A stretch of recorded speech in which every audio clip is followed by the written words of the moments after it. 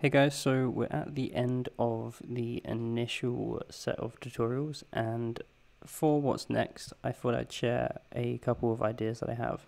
So the next lesson I'm making is probably going to be going over cores, what it is, why and how to use it.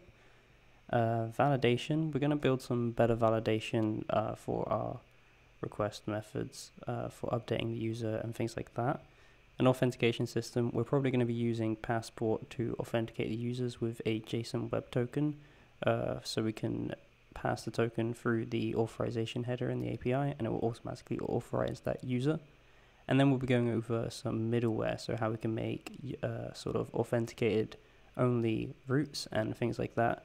But what I wanted to say is, if you guys have any sort of suggestions or any questions, just for the next lessons, just go over to github.com and /helping-develop/node-API and open up a new issue and sort of, throw in your question or idea you have there, or simply just leave it in a comment below.